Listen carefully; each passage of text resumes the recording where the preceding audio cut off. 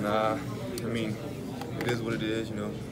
A lot of talk was made, but at the end of the day, you know, we still had to strap up, still had to come play. So. Did you feel good all week? Yeah, definitely. About their defense, #1 in the country, all that. Yeah. #1 against the pass. Yeah, we weren't intimidated. You know, we knew as the wide receiver group, we knew they were going to play man all game. And I mean, it was about one-on-one matchups, and we had to win those matchups. Dwayne said he's licking his chops, actually. Oh yeah. Anytime we see a team want high safety, man across the board, I mean, that's what you want. Parris, was that a catch or a run? Your 78-yarder. That was a catch. Forward pass. They need to fix that. What's it say that the receivers have been a leadership group through this entire up and down season? For you guys to really show out from Olave to all of you guys, I mean, what was the biggest thing that you guys emphasized going into this week? We emphasized that we knew that it would come down to our group. We knew we had to win the game in our room. Obviously, the man coverage that they played, we had to win our one-on-one matchups, and I mean that's what it came down to. We knew going in we would have to win the game. So just finish the regular season. You exhale and you're like, but now another challenge. Nah, we're not taking any breaths. Obviously, we're going to celebrate this win, huge win. But we know we have another mission ahead, and that's to win the Big Ten championship. Do you feel like all your goals are still possible? Definitely. I think everything is still in front of us. But as a team, like I said, we need to celebrate this win. We'll also get back to work next week. Prepare to go beat Northwestern. Parris, did you guys get sick of hearing about how good those guys were all week? Of course. I mean, you never want to. I mean, especially when it's a rivalry game. I mean, team up north this, team up north that. I mean, we heard it all week, but we kind of just laid low in the woods. Worked our tails off at practice. Had a great game plan, and we executed today. Was that the best execution? Yeah, I think so. Other than a couple of red zone trips where we had to kick field goals, a few penalties, I definitely say that's probably our best execution game. What are the things that make Dwayne Haskins so good? Obviously, he's blessed. He's touched with the physical ability to be able to throw the ball. But he's stepping into a leadership role, and I mean that's huge to see, especially as a quarterback. But another thing I think Dwayne's added to his game is the run game.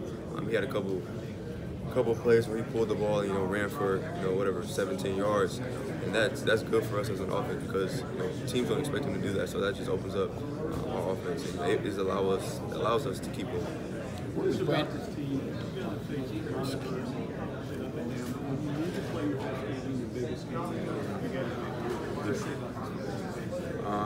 I mean, that we're never going to give up. I mean, no matter what outside sources may say. Like you said yourself, we've been through tons of adversity all year. We've heard the doubt, we've heard the hate from outside sources, but we just stay in tune with ourselves. We stay close, we keep swinging, and I mean, obviously today was a result of everything that we went through. How is Urban different this week in the run-up to this game every year? I mean, this week everyone, not just Coach Meyer, but everyone is just more locked in. Things are more serious around the Woody. I mean, we know what we're stepping into when we play this team. It's the biggest rivalry of college football of all sport. I mean, we know it's a time to lock in and be serious, and that's what we got from everyone.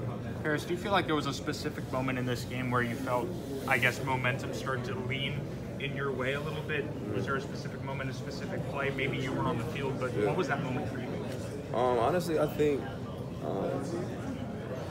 well, momentum-wise, I guess, going into the second quarter, Chris Olave caught his second touchdown pass. I mean, from my viewpoint, I mean, I felt like we could, do anything we really wanted on offense. We had momentum. We were rolling. I mean, I just felt like everything was open for us at that point. And going into the second half, we just carried that. We rolled with it. And the rest is history. Do you get a secret handshake? Afterwards, just guys loving on each other, man. Really just celebrating what we just did. All the things that we overcame. Coming into this game, we were underdogs. We were supposed to lose by 14 points.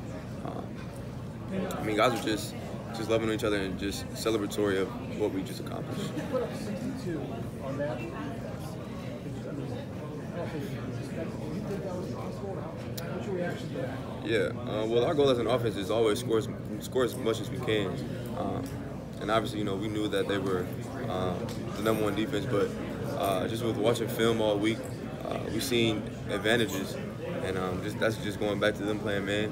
We like our matchup against any team that plays man, and we kind of just got back to our base offense. You guys see the cross routes a lot today, and we just were really confident in the game plan going into it. Back at Big Ten Media Days, you said as a true freshman you weren't really equipped to be a contributor. Chris Olave to do what he did today. Yeah. What's your impression of that? That kid, he's got a soft spot. I got a soft spot for him, man. That's my little brother.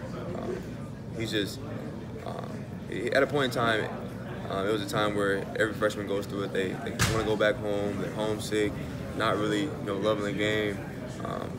But his resilience showed. Obviously, he had a breakout game today, and it was just perfect time. His family was here. They got to watch him play. He's going to do a lot for this program, and I'm excited to watch him in the future. So. Parris, what now?